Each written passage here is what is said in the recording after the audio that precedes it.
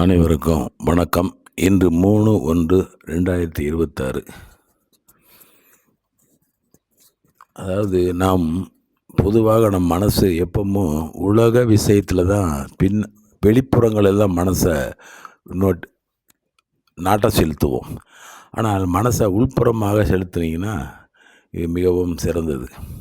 அதுதான் இன்றைய பத்தியில் சொல்கிறேன். உலகத்தில் காணப்படுகின்ற விஷயங்களினால் உண்டாகின்ற சுகம் காரணமாக அதன் மீது அவனுக்கு விருப்பத்தை உண்டாக்குகின்றது. அந்த சுகம் அவனுக்கு தற்காலிகமாக உண்டாகிறது. காரணம், அவன் அந்த சுகத்தை அனுபவித்து முடித்ததும் அதன் மீது இருந்த விருப்பம் நீங்கி மற்றொரு புதிய சுகத்தை மனம் நாடுகின்றது. ஆகவே இதுபோன்ற நிலையற்ற சுகங்களின் மீது வைக்கின்ற பிரியம் அற்பமானது. அதுவே ஆத்மாவாகிய தன் மீதுள்ள விருப்பமும் சுகமும் என்றும் நிலையானது, மிகவும் அலாதியானது. பொதுவாக உலக விஷயங்களில் உள்ள விருப்பம் மாறி மாறி வரக்கூடியது. ஒன்றை விரும்பி அதை அடைந்து அனுபவித்து முடித்ததும் மற்றொன்றின் மீது புதிய விருப்பம் உண்டாகிவிடுகின்றது. அதனால் இதுபோன்ற அற்பமான விஷய சுகங்கள் சலிப்படைந்ததும் மனம் போதும் என்ற விடவும் செய்கிறது. பிறகு மற்றொன்றை நாடும் பொழுது அதை விரும்பவும் செய்கின்றது. ஆனால் ஆத்மாவில் உள்ள சுகமோ என்றும் நிலையானது, எப்பொழுதும் மாறாதது, அதுவே இயல்பானது. அதனால் இதை விஷய சுகங்கள் போன்று விடவும் முடியாது, விரும்பி அடையவும் முடியாது. காரணம், அந்த நிலையான ஆனந்தம் ஆத்மாவாகிய தன்னிடமே இருப்பதினால் அவனால் ஒரு நாளும் விட முடியாது. சிலர் மிகவும் கடுமையான கோபத்துடன் என்னை நான் கொன்று விடுகிறேன் என்று தற்கொலை செய்து கொண்டு சாய்கின்றார்களே, அது ஏன்? ஒருவன் தற்கொலை செய்து கொண்டு இறந்தான் எனில் அது அவனது உடல் மீது கொண்ட வெறுப்பினால் அதை விட்டானே தவிர விட்ட தேகம் அவனல்ல. ஆனந்தமயமான ஆத்மா எப்போதும் தன்னை வெறுக்க முடியாது. வெறுப்பெல்லாம் உடலின் மீது வந்தது அல்லாது தன்னை ஒரு நாளும் ஆத்மா வெறுப்பதில்லை. ஒருவன் பிரியமாக சம்பாதிக்கும் பொருட்களை காட்டிலும் தன்னுடைய மகன் மீது பிரியம் அதிகம் இருக்கும்.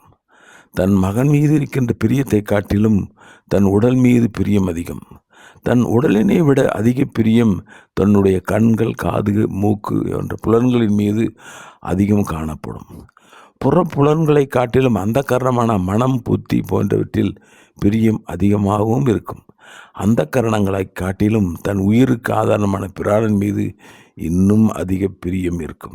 இந்த பிராணனை காட்டிலும் ஆத்மா மீது வெகுமான பிரியம். இந்த காரணத்தினால் ஆத்மா மட்டுமே மிக முக்கியமான பிரிய வஸ்து என்றாம். யுக்திபூர்வமாக பார்த்தாலும் மித்தை, ஆத்மா போன்று கர்த்தாத்மா என மூன்றும் ஒன்றை காட்டிலும் ஒன்றின் மீது அதிக பிரியம் வைக்கப்படுகிறது.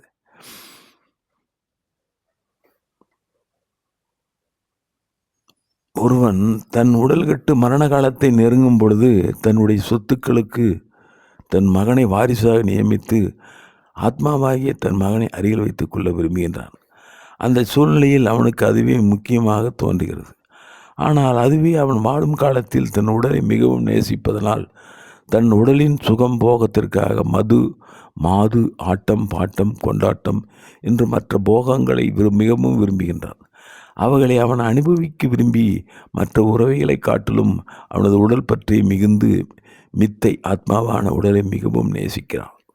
அதுவே திடமான நன்மைகள் உண்டாக வேண்டுமானால் அதற்கு மோட்சத்தை கருதி அதனை அறியக்கூடிய தன் ஜீவ ஆத்மா விரும்பப்பட்டு அதனை விசாரிக்க தொடங்குகின்றான். இவ்வாறு விசாரணையின் மூலமாக அடைந்த ஞானத்தில் ஜடப்பொருளான தன்னுடைய உடல் இந்த உலகம் நிலையற்றது என்றும் முக்தியினால் கிடைத்த நிலையான ஆனந்தமுடைய ஞான ஆத்மாவாகிய தானே மிகவும் நேசிக்கத்தக்கவன் என்பதையும் உணர்கிறான். ஒருவர் புலியை பழக்கி அதனை வைத்து பிழைப்பு நடத்துகிறார் என்றால், அப்படி அந்த புலியின் மூலமாக சம்பாதிக்கும் அவருக்கு அஞ்சத்தக்க புலி கூட விரும்பத்தக்க ஒன்றாக மாறுகின்றது. அதுவே தனக்கு விருப்பமான மகன் கூட தனக்கு பகையாகும் போது அவன் வெறுக்கத்தக்க ஒன்றாக மாறுகின்றான். அதுபோல சாதாரணமாக உதாசீனப்படுத்துகின்ற புல், பூண்டு போன்ற தாவரங்கள் உணவாக பயன்படும் பொழுது விரும்பப்படுகின்றன. அவையே பாதையில் நடந்து செல்லும் போது இடையூறு செய்தால் அவற்றின் மீது வெறுப்பு உண்டாகிறது. ஆனால் பரிசுத்த சின்மய சொரூபமான ஆத்மா தன் ஆனந்தத்தை பல வசதிகளில் வெளிப்படுத்தி கொண்டு தன் இயல்பான ஆனந்தத்தை எப்பொழுதும் விட்டுவிடாமல் இருக்கிறது. ஆகவே நீங்கள் ஆனந்த சொரூபியான உன் ஆத்மாவை ஆராய்ந்து பார்க்க வேண்டும். ஆத்மா ஆனந்த சொரூபம் என்று கூறினர்கள். அப்படிப்பட்ட ஆனந்தங்கள் எத்தனை விதமாக இருக்கும் என்பதை கூறுகிறேன். ஆனந்தம் என்பதை பிரமானந்தம், வசானந்தம், விஷயானந்தம் என்று 3 வகைப்படும். இது 8 விதமான ஆனந்தங்களாகவும் சிலர் கூறுகிறார்கள். அவ்வாறு கூறப்பட்ட 8 விதமான ஆனந்தங்களில் 5 ஆனந்தங்கள் இந்த 3 ஆனந்தங்களிலே அடங்கும். அந்த 8 விதமான ஆனந்தங்கள் இன்னது என்று கூறுகிறேன், கேளுங்கள். உலக விவகாரங்களில் போகத்தில் ஈடுபடுவதனால் கிடைக்கின்ற சுகம் விசேஷ சுகம் எனலாம். அதாவது உலக விஷயங்களை ஆனந்தமாக பேசுகின்ற சுகத்தை விஜய சுகம் எனப்படுகிறது.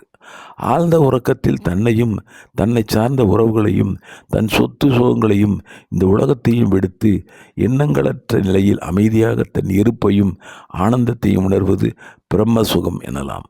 அதாவது பிரம்மத்தை ஆத்மார்த்தமாக அனுபவிக்கும் பொழுது உண்டாகின்ற ஒரு உன்னதமான சாந்தியான சந்தோஷமான நிம்மதியான சுகம் இந்த ஆழ்ந்த உறக்கத்தில் தற்காலிகமாக வந்து போகின்றது. ஆனால் உறக்கத்தில் உண்டாகின்ற சுகத்தில் அறிவு பிரகாசிக்காத காரணத்தினால் அங்கு அறியாமை இருக்கின்றது. ஆகவே தூக்கத்தை முழுமையான ஆத்ம சுகமாக நினைத்து குழப்பிக்கொள்ள வேண்டாம். மனதில் பதிக்கப்பட்ட வாசனைகளால் மனம் ஈர்க்கப்பட்டு அதனை நடைமுறைக்கு கொண்டு வந்து அனுபவிக்கப்படுகின்ற சுகம் வாசனை சுகம். ஒருவர் மருத்துவராக வேண்டும் என்ற ஆசை மனதில் ஆழத்தில் இருந்தும் சந்தர்ப்ப சூழ்நிலையால் காரணமாக மருத்துவராக முடியாமல் வழக்கறிஞராகி வருத்தத்துடன் சொல் செய்து வரும் பொழுது தன் மகனை அதற்கு படிக்க வைத்து அவனை இந்த மருத்துவ தொழிலுக்கு கொண்டு வருவதால் உண்டான சுகம் வாசனை சுகம் எனப்படுகிறது. தன் சொரூபமான ஆத்மாவை இன்னது என்று அறிந்து கொள்ளாவிட்டாலும் விழிப்பு நிலையில் அதன் இருப்பை நான் இருக்கிறேன் என்று உணர்ந்து கொண்டு அனைத்தையும் அறிகின்ற அறிவு பிரகாசித்து கொண்டு தன் மீதே தனக்கு உண்டாகின்ற முழு பிரியம் ஆத்ம சுகம் என்றும் சொல்லலாம். இங்கு தன் மீதுள்ள பிரியம் என்பதை தன் உடலின் மீது வைக்கின்ற பிரியமாக கருதிவிடக்கூடாது. அது தன்னை ஆத்மா என்ற உணர்கின்ற ஆத்ம சுகம் என்ப அறிய வேண்டும். யோகத்தில் ஈடுபடுகின்ற சாதகன் தினசரி யோக பயிற்சியினால் அவனது மகம் ஒருநிலைப்பட்டு அதில் அமைதி உண்டாகி அதனால் சுகம் உண்டாகின்றது. இந்த சுகம் முக்கிய சுகம் என்றலாம். விருப்பு வெறுப்பற்று அனைத்து உயிர்களையும் தன் உயிர் போல் பாவித்து அவைகள் மீது அன்பு செலுத்துகின்ற சுகம் இருக்கின்றதே, அதையே நிஜ சுகம் எனப்படும். இந்த நிஜ சுகமான சுகத்தை இயல்பாக அனுபவிக்கிறவன் எளிதில் ஆத்ம சுகத்தை உணர்வான். ஒன்றேயான பரமாத்மாவை தவிர மற்ற அனைத்து ஜடமான அனாத்மாக்களையும் நீக்கி தனக்கு வேறாக இந்த உடலும் உறவுகளும் உலகமும் இருக்கின்றது என்ற இருமைகளை கடந்து விட்டவன் அடைகின்ற சுகம்தான் அத்வைத சுகம் எனப்படும்.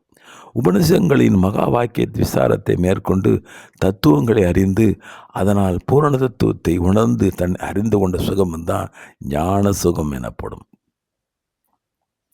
இதுவரை 8 சுகங்களை பற்றி கேட்டீர்கள்.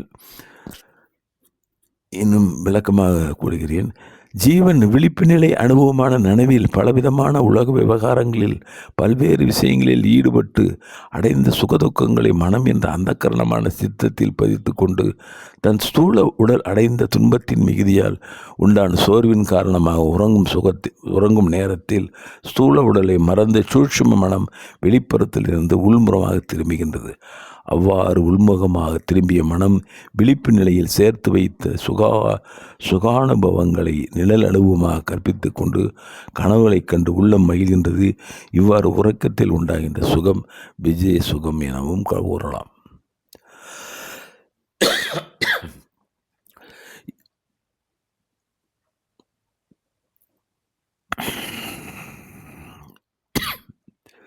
ஜீவனாகிய தன்னை தவிர இந்த உடலை சார்ந்த உறவுகள் சேர்த்து வைத்த சொத்துக்கள் இந்த உலகம் மற்றும் அது விவகாரங்கள் என்றும் எதுவும் இல்லாமல் சுகமாயிருக்கின்ற சுகானுபவத்தை மிக உயர்ந்த சுகம் என்றும் பிரம்ம சுகம் என்றும் சொல்லலாம்.